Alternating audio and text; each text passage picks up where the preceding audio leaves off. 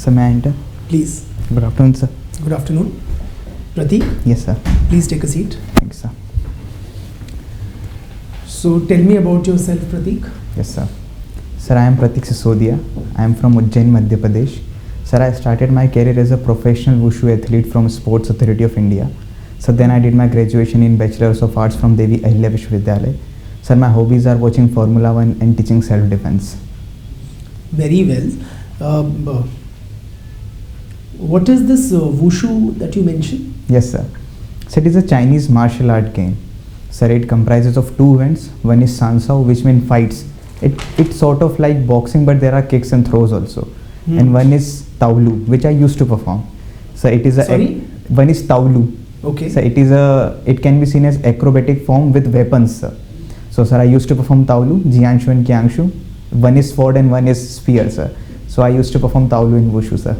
Okay. From where did you come across this rather novel kind of a yes, sir. choice? Sir, in my early years, I think I was 7 or 8 years old, I used to play karate and taekwondo, sir. Sir, as I've mentioned, I was also a karate player. So sir, there was a demonstration event of wushu. When I come to know about it, while I was playing a state championship of karate. So then I shifted towards wushu. There were two reasons for it. So one is aptitude related to it, as I had certain flexibility also and jumps also, which is form of like Taolu, which I used to like. And second, so wushu is recognized by the Indian Olympic Committee too. It is also part of various games. So in terms of career progression, I shifted to wushu, sir. Very interesting. Are there any Indian martial arts also? Yes, sir. So there is Karalepetu, Silambam is also there, and Thangta is also there, which is performed in Northeast, sir. And from which parts of the country are these practiced? Yes, sir. So Karalepetu is from Kerala. Silambam is largely practiced in Tamil Nadu, and Thangta is mainly practiced in Manipur and around the region, sir. Would it be a fair assessment to make if I say that these traditional martial art forms, they are on a significant decline in our society? Yes, sir. So in my view, they were not even promoted that much that there should have been, sir. So if they would have promoted, I don't think there should have been decline in this. So there are certain reasons. For example, sir, when I used to play karate, I was never aware of it. Karalepetu Silambam. It was after I reached a certain level that I came to know about this sport, sir. So there are general lack of awareness among the people who are in this field also, sir. So sir, if there would have been greater awareness, or they were part of our local tournaments also, sir. So I think they would have progressed much better than other sports too, sir.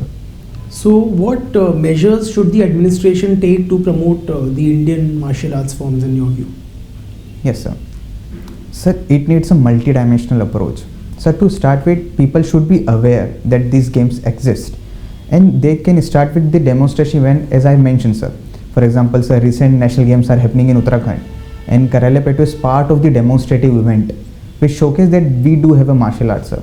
So second, it can be part of the school curriculums too.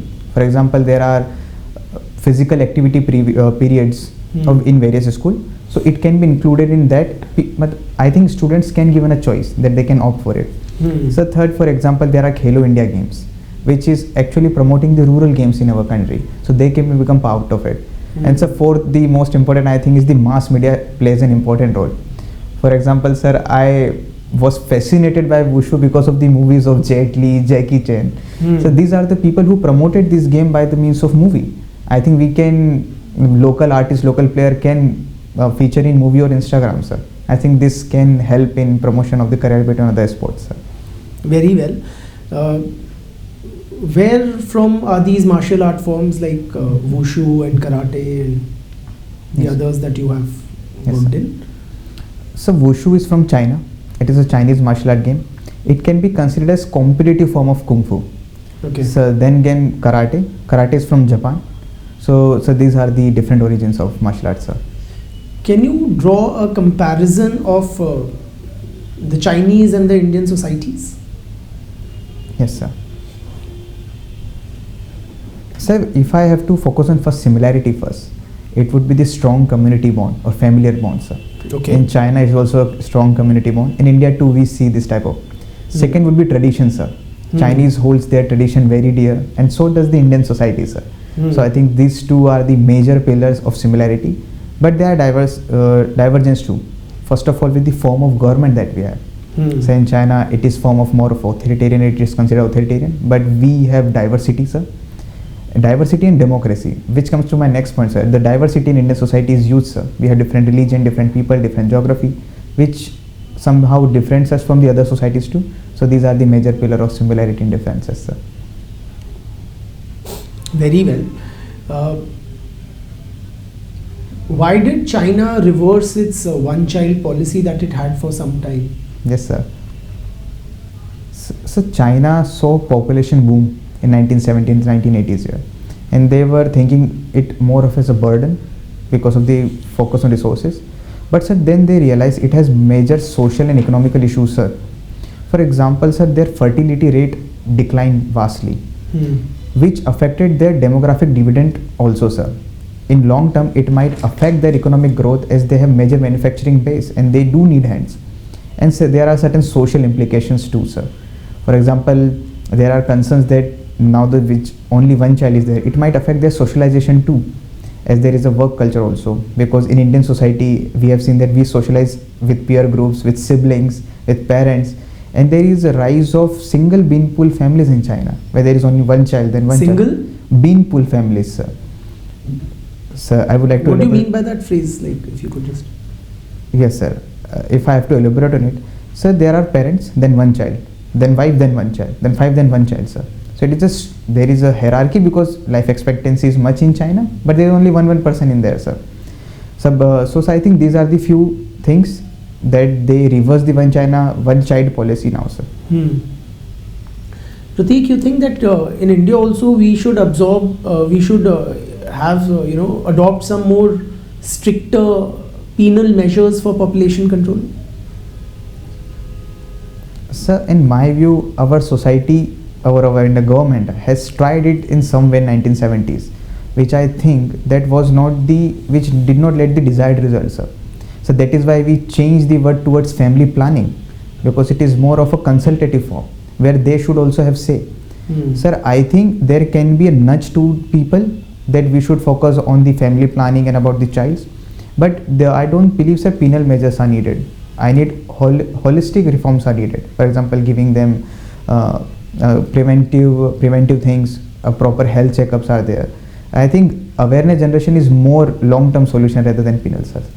Very well.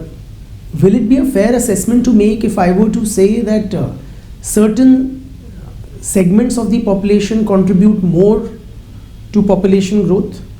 For instance, would it be fair to say that Muslims have a higher fertility rate than Hindus, for instance? Sir, sorry, sir, I'm not exactly aware of the data. Okay. If one community is, so I have to read more about that, sir. Never mind. What is the fertility rate in India presently? Yes, sir. Sir, as per the latest National Family Health Survey 5, we have reached the replacement rate, and we are working below it also. For example, replacement rate is 2.1, so we have reached that level, sir. Very well. You've spent much of your life in Ujjain, is that right, or in any other part of the country? So most of the time I was in Madhya Pradesh only. For example, my birth town is Ujjain. Then I did my graduation in Indore, but my academy was in Bhopal. So, but because of the tournament, I used to travel to some places, but it was only for the tournament perspective, sir. So, where would you say, like, which place you are most familiar with, like, of the cities that you mentioned? Where have you spent the longest time? Ujjain, sir. Ujjain? Yes, sir. Can you give me a sociological profile of Ujjain? Yes, sir. Sir, Ujjain hosts one of the largest population of scheduled castes, sir. Majority of the people in Ujjain are scheduled castes. So the second thing is the Ujjain is very agrarian society. Okay. Majority of number of people are in agrarian, and then comes my second profile, sir, about the rural. So Ujjain is largely rural. So these are the certain parameters about the social profile of Ujjain, sir. Very well. If I recall correctly, the state government has banned liquor shops Yes, sir. in the city? Yes, sir. Yes, and in several other holy towns as well. Yes, sir. Around 17 cities. Yes, sir. Why? Sir, our Honorable Chief Minister has said that these towns, for example, if I have to take Ujjain as an example, it is considered as a religious capital of Madhya Pradesh. Okay. So, according to them, because to protect the sanctity of the religious and also religion values are there, they are banning the liquor shops in that area, sir. So do you think this is a correct move by the administration?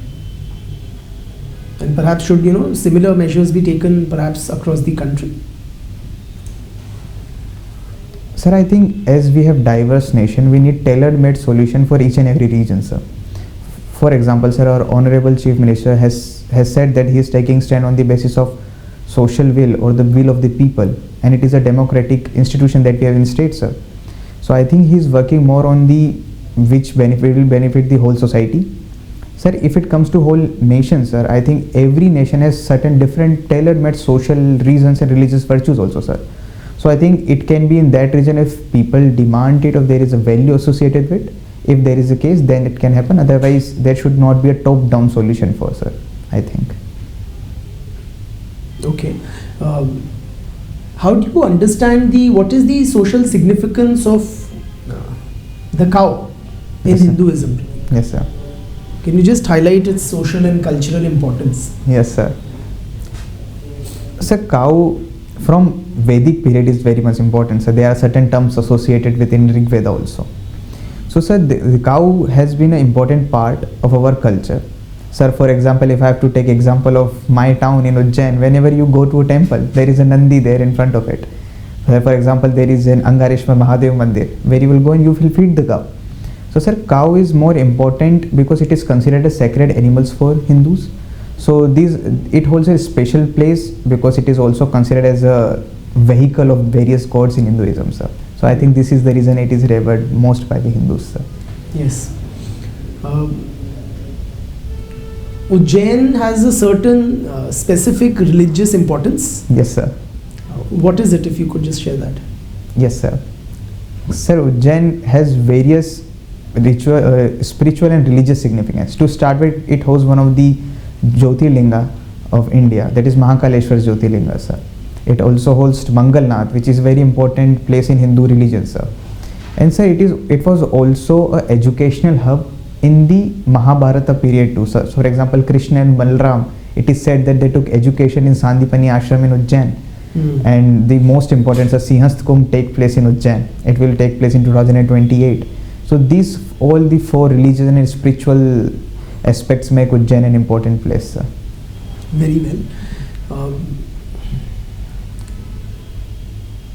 Do you think it is right to tag Madhya Pradesh as Bimaru? So when the tag was introduced, at that time Madhya Pradesh lagged behind certain parameters in education and social parameters too. But I do not think, sir, this is the right way to judge Madhya Pradesh now, because the social and economic and education parameters are moving upwards. So I think that Madhya Pradesh has tried and make a significant progress to leave that tag behind. But I do believe certain social and educational parameters can be improved in this state, sir. But giving a tag, I don't think it would be right thing, sir. Any idea which or who coined this term? Sorry, sir, I am not aware of it, sir.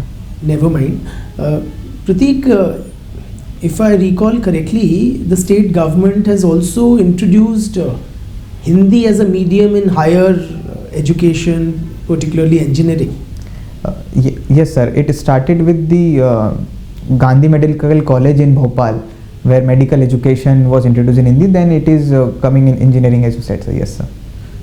Is this, in your view, what should be the medium of instruction in higher education? Should it be English or should it be the vernacular languages? Sir, I think it should be on the basis of where people are comfortable and what is the social composition of that region are. So, for example, in Madhya Pradesh, majority of people speaks Hindi and are from rural background. So, this move was in focusing on that students who cannot afford to learn English in other institutes, sir. So I think the region associated with and the parameters, languages parameter associated with the region should be the basis of introducing the curriculum in the education, sir. Very well. What is the percentage of tribal population in Madhya Pradesh, you think? Yes, sir. So I think it is around 21%, sir. It is 21 to 25%, but it is around it, sir. Which would, in absolute number terms, that would come to? So I have to do maths, sir, because according to 2011 census, Madhya Pradesh has a population around 7.5 crores, sir. So, sir, it would be around 1.4, 1.5 crores, sir. Very well. Tell me, Prateek, what is the impact of mining and mining projects and industrialization Yes, sir. on the tribal population specifically? Yes, sir. So there are issues associated with developmental-led displacement in the region. So because Madhya Pradesh is a complex geography where majority of tribals are also there and major minerals are also there. So there has always been a dialectic relationship between the two. For example, in the region Singrauli, Saidol, where majority coal are there, the tribes are also there, sir. So sometimes the regions held by the tribal land are affected by it, but I think there should be proper rehabilitation also with proper awareness generation. That balance between both should be there, sir. Okay. We also see a lot of tribal communities protest against such developmental projects. So, in your view, what should be the response of the administration? Like, should we abandon or halt such projects in tribal areas? What should we do? So in my view, developmental activities have very vast spillover effect. So we should not hold it, but we should collaborate with the tribal people with proper awareness generation too, and proper taking their view into consideration too. Sir, in this regard, the things comes to my mind is the Gram Sabha or the tribal fifth, because Madhya Pradesh is also fifth schedule area where various tribal areas are also there. So I think we have to use this organization also to reach a consensus regarding it. So we have to also take into consideration of the tribal needs also, sir. So I think a balanced approach can be come with the proper environmental impact assessment and social impact assessment, and focusing on the geography area where both the interests can be handled, sir. Are there any legislative frameworks in place to ensure the Gram Sabha or the local panchayats, they are somewhat involved in the developmental exercise? Yes, sir. Sir, if we see environmental impact assessment, there is also a provision for public hearing if they are affected by it. So otherwise, there is also Peace Act, which focuses upon the creation of council in the fifth schedule area. Yes. Where if there are concern, they can, because the government has to consult regarding mining concessions also to the Gram Sabha. So these are the few legislations which supports the tribal interests. Very well. Prateek, what are the major, big tribal communities in your state? Yes, sir. Sir, largest will be Bhils, and sir, apart from that, Gonds are there. So then there are many tribes. For example, Saharia tribes are there, Bega tribes are there. So there are few other tribes, but if I have to take in numbers and the proportion they are, so Bhils and Gonds are the most prominent in Madhya Pradesh, sir. Okay. In the context of tribals, what do you understand by this, phrase, what we call cultural assimilation? Yes, sir. So cultural assimilation is a process where tribals are getting assimilated into larger fold. We can take example of Hinduism too, sir. For example, there is a process of Sanskritization too, where tribals are assimilating into larger fold culture. Sir, as one of the sociologists, Gure, also mentioned about tribes as a backward Hindus, which shows the assimilative tendencies among the tribes, sir, according to him. So these are the process of cultural assimilation, sir. How do you see it? Is this assimilation of tribals into the rest of the society, is it a correct approach to ensure tribal welfare? Sir, in my views, the correct approach would be selective integration, sir, not assimilation, sir. We have to integrate into the social economic aspects in our state. For example, give them proper education, give them proper health, But assimilating and affecting their culture, I don't think that would be a right move, sir. But we have to integrate them selectively into the social economic fold, sir. Very well. Prateek, what are some of the key constitutional and legal safeguards for tribals? Yes, sir. Sir, fundamental rights have been given to all the people. So, Article 14, Article 15, Article 19 are there for. Then, sir, Article 29 and 30, which protects their cultural heritage too, sir. Sir, then there is a National Commission for Scheduled Tribes are also there. Article 338A, which promotes the interests of the tribals. So then there are special provisions safeguarding the rights of tribals in northeastern regions, sir. For example, Nagaland, Darjeeling. So, sir, these are the few articles which promotes and which protects the tribal interests, sir.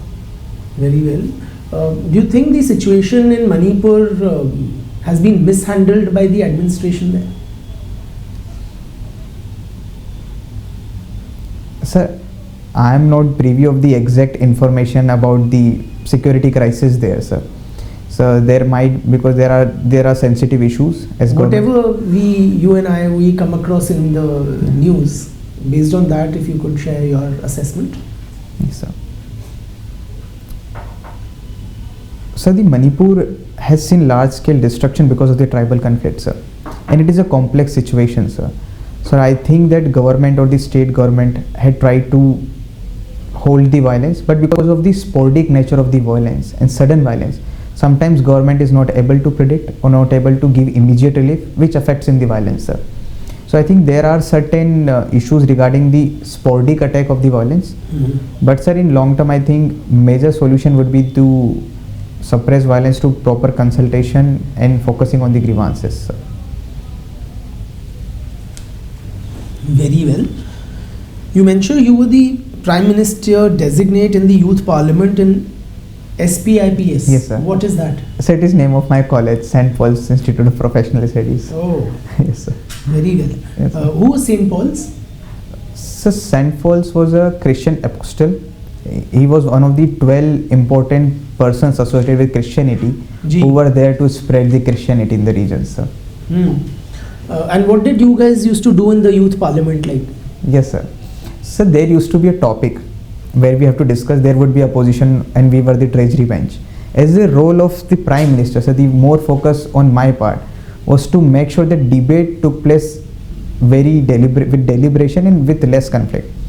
So there would be important portfolios given to person. For example, there would be education department, there would be health portfolio too. And as a council of minister, we have to make sure that our stands valid, and there will be opposition, and we used to discuss the topics, sir. But your role sounds more like that of a speaker than the Prime Minister. Was it so? Like, since you mentioned that you had to ensure that the debates took place, yes, sir, in a congenial atmosphere. Yes, sir. Sir, it is the main task of the speaker. So I was trying to highlight, for example, there should be less disruption. For example, what I used to do, because there used to be so much disruption because everyone has to say voice. So I used to take control of my council of minister. Then when will they say? I used to also perform the all India party meeting type things. That I used to converse with the opposition leader outside the parliament too. That proper deliberative and discussion channel could happen, sir. So I used to ensure this thing, and speaker used to maintain the decorum in the house, sir. Okay. Yes, so Prateek, what in your view are the key social concerns of the Indian youth today? Yes, sir. So one is unemployment. And the major concern, I think, is educated unemployment, sir. Which comes to my next thing, sir. Skilling is an issue. As National Skill Council of India also said that 49% of the skills, 49% of the graduates are not able to get the employment. So I think these two issues are very prominent. And thirdly, we have seen in certain pockets also the rising drug abuse also, sir, in certain region. And sir, fourth would be the mental health issues, sir. There are concerns regarding the mental health issue of the youth, which is actually culmination effect of the issues that I was talking about, sir. So I think these are the major issues affecting youth in our society, sir. Very well. What do you understand by demographic dividend? Yes, sir. So demographic dividend means the youthful nature of a population, sir. It means that what potential we can achieve with the youthful labor workforce, sir. For example, it generally means the people who are in the workforce age. Sir, as we are the largest population in the country with the largest demographic dividend in the workforce, for example, 15 to 50 and 60 years of age. So sir, I think demographic dividend is the potential or advantages a country has in terms of achieving its potential in growth by means of population, sir. Do you think this huge population that we have is also a liability in a certain way? So huge population is indeed a double-edged sword, but I do believe it is a blessing, sir. If we see, if I would like to divide our population in 3 phases, sir.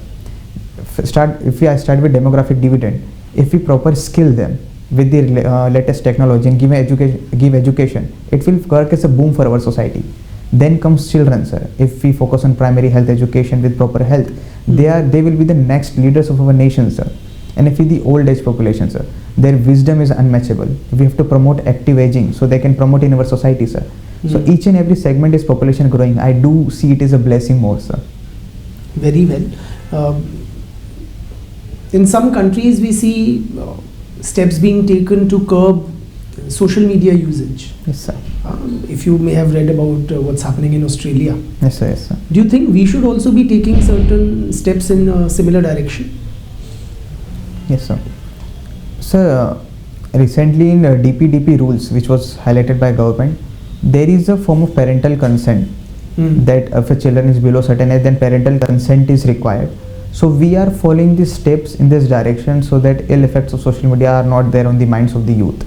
So we are in our own way focusing upon the limiting the social media uses among the children, sir. Very well. You give self-defense training, is Yes, that sir. right? Yes, sir. Which segments of the population you would say are most in need of, being trained in self-defense? Sir, I think every segment of the population, sir. I think each and every segment of the population should learn self-defense, sir. So, if I take an example of mine, sir, if I'm a boy also, there are incidents of road rage also, or I have to protect someone, or I have to protect myself also from certain robbery or anything attack. I should learn self-defense. So, women also, because there are attacks on them, there is a cases of molestation also, children's also in school, and as far as the elderly people too, because there are cases of elderly violence, sir. So I think self-defense as a thing should be given to each and every section of the society, sir. Yeah. Can you suggest some steps that the administration can take to improve women's safety particularly? Yes, sir. So women's safety is a multi-dimensional thing. So sir, I would like to start with when woman goes to work, I have to make sure the woman is safe in the area where she is going to work. For example, proper lighting should be there, CCTV should be there, police chowkis should be there, police van should be there. When she reaches work, there should be proper safeguards also. For example, proper resting facilities there, proper cameras are there, ICC complaint committees are there. Sir, I also have to protect women in the household too, because there are domestic violence also. There should be laws, sir. There should be protection to women in that areas also. And sir, in schools also. So sir, I think women safety is a holistic thing. We cannot look only in one thing. So sir, in those areas women's safety should be there, and government can work on 2 parameters. One is awareness generation and social thing, directly attacking the patriarchy by some certain means. Reporting of the crime should be there by awareness generation, and then institutional means by means of legal, by police force. So I think we have to tackle both social and institutional thing to create women's safe environments, sir. Very well. Do you think marital rape should be criminalized in India? Yes, sir, I do think, sir. It should be criminalized, sir. Very well. We also come across a lot of cases of, alleged misuse of pro-women laws. Yes, sir. Do you think that's a real concern and something needs to be done about it? Are pro-women laws being misused on a massive scale, you would say? So there are instances of misuse of law, and I think that should be tackled by proper institutional mechanism. For example, sir, if the case is registered, then proper police investigation should be there to understand if laws are there. And judiciary should also consider the fact that if the misuse of law has been there, sir. But I don't think, sir, that law as a whole should be changed, sir, because I understand court that as an individual man can be victim, as a group women are. So these laws are there to protect the interests of the women. They are made stringent because women do need protection. But sir, yes, sir, misuse are there. and I think it is less to do with the law and how investigation and judiciary should understand the facts, sir. So sir, if there are false law, then there can be a parameter that we should find the root cause and punish the people if the false cases are there. But I think sir, laws are there for a reason, sir. Very well. Tell me, like, are tribes and castes clearly distinct from each other? So the argument is very spatial in nature, because if we look earlier society, so there might be distinction on the basis of the pattern of settlement is there. For example, tribes used to live in forest and caste groups and other things are used to happen here. But sir, in present time also the distinction is very geographical vary. Sir, for example, if I have to give example of my state, there are Rajgons which are almost assimilated into Hindu fold. But if we see in the Andaman and Nicobar, the centennialist culture is very much different from the other. So tribe caste continuum as a thing is geographical vary about the process of assimilation integration. So sir, these are the geographically diverse phenomena which is happening in countries, sir. Very well. In your graduation, what all subjects you had? Yes sir. Sir, I was part of BA program, so I chose 3 subjects there. One was English literature, one is psychology, and one is political science, sir. Okay. Any favorite poets? Yes sir. English poets? Yes sir. Sir, I used to like the work of John Keats, sir. During my graduation time. It was the first time I was becoming aware of the poetry, and I really liked his poetry, sir. Anything you can recall and recite? Yes sir. Sir, one of his famous work that I can recall is Endymion, and there is a line which I was familiar with but didn't knew that he wrote it. That's a thing of beauty is joy forever. He started with this line, sir. And I always knew this line, but when I read it about the context he was talking about, sir, it was really actually a good experience reading him, sir, in that context, sir. But you don't recall to be able to recite it? Sorry, sir, I will not be able to recall it, sir. Any other which has left an indelible mark on your psyche? Yes, sir. Sir, it has been a few years that I lost touch with it. So sorry, sir, I might never recall. Never mind. But for your UPSC preparation, you took a very different subject, sociology. Yes, sir. So why is that? None of your graduation subjects? Yes, sir. Sir, I was not aware of the sociology as a subject that much during my earlier graduation time, because there was a transition period from sports to academic. So it was something new. So I was consulting many people. So when there was a choice regarding the optional, as I was not an honors student, so I already had to make a choice within 3. So I was not restricting myself this to 3. So in the second year, I came to know about the sociology as a subject when I was studying social psychology also and political sociology also. Okay. And that was also the time when I read Mulka Rajan Untouchable too. So these were certain factors that I came to know about sociology. So after considering my graduation, there were 4 subjects that I had to choose from. And then I worked with sociology because of my personal interest too. I was aware of it, and also I had peer group also during the preparation. So I chose sociology in option, sir. Very well. Do you think this whatever you have studied in sociology is of any utility in administration also, apart from having helping you clear the examination? Sir, I do believe it has important role in administration and as a personal life as such. For example, sir, I would like to that sociology gave me a sociological imagination regarding the issue, sir. Sir, for example, if I had to say, if I used to see a beggar on a street in earlier years, I used to think that it is a very individual reason that he is begging. But now I have understand sociology. I think there are social structure and practices. There are various factors which are working, which is making the person a beggar. For example, he or she can be a transgender. A caste angle is also there. So I think this sociological imagination and intersectionality give a distinct perspective as a person to and as an administrator too, sir. So I think it did had an impact on me also, and I think it would be held in administration too, sir. Yeah. One of the news items mentioned some, which administration, please help me recall, which prohibited beggary. Sir, it would be Indore, sir. Indore, Madhya Pradesh, sir. Yes, sir. Do you think that's a right move by the administration? Sir, if we look at the intent of it, if the intent of the government is to make sure that the people who are engaged in beggary should be able to lead their life in different way, and to avoid the social unrest in society in terms of crimes also, sir. So in terms of intent of criminalizing the begging, it's good, but I think there should be a proper implementation too, sir, as it has not been implemented right now. So there would be things that I would like to see, that proper rehabilitation should be there, proper segregation of beggars should be there, because we cannot consider the begging community as a homogeneous group. It is very heterogeneous. There are child also, transgender also, lower caste also.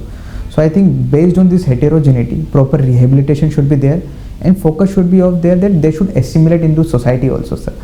So I think with the intent government is right, but how they will implement it, we have to see, sir, on that front. Very well. Prateek, whom would you say is your favorite contemporary sociologist? Yes, sir.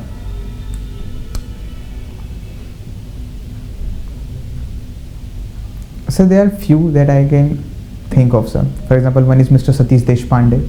I wrote certain articles of him in EPW regarding caste. So then Andre Bete, sir, his work I have read in syllabus too, and I think it was very much relevant and contemporary too, sir. And so these are the few, sir. Okay. Can you list some of the more popular books authored by Mr. Deshpande? Sir, I have to read about it. Sorry, sir. Any books by Mr. Bete? Yes, sir.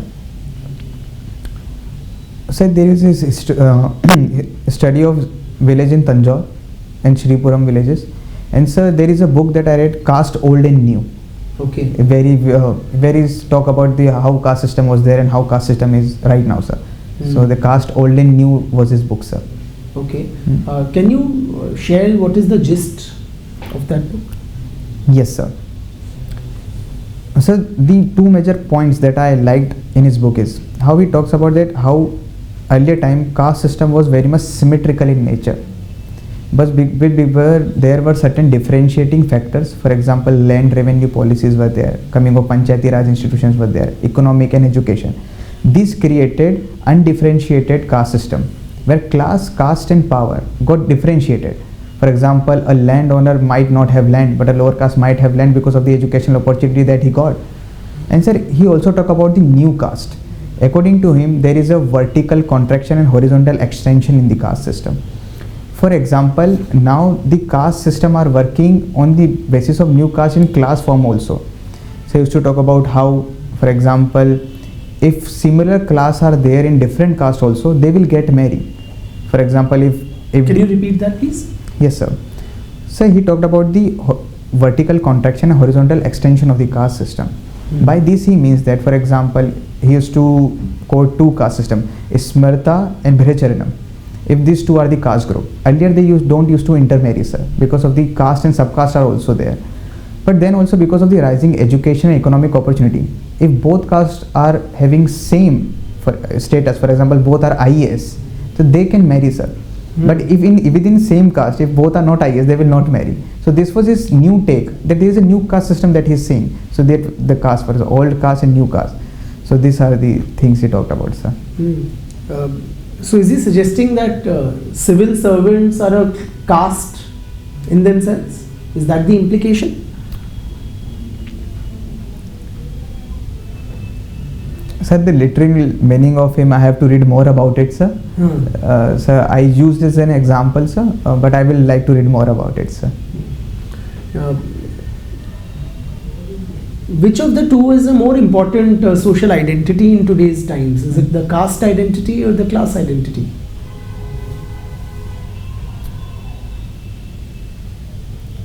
Sir, in present time, I think both are having interlinking in present time, sir. For example, sir, even if a person is going to upper class, the caste identity is still there, sir. In caste also class-based identities are coming, sir. So I think both are interrelated in our complex society, sir. So sir, people are judged in both the parameters, sir. Very well. Tell me, Prateek, what do you do to unwind? Yes, sorry, sir, I am not able to understand. How do you relax? Yes, sir. Sir, in my free time, I really love watching Formula 1 racing. So because it takes me away from the things that I am doing, And sir, as I mentioned that I really like to work on my fitness also and teach self-defense also. So I used to go and perform the event that I used to and teach self-defense, sir. So I think my hobbies are also the things that give me most peace also, sir. So I think I do this thing, and if I'm at home, sir, I just sit with my parents and talk with them, sir. Very well, Prateek. Is there any area of discussion where you like me to ask you questions which we've not touched upon?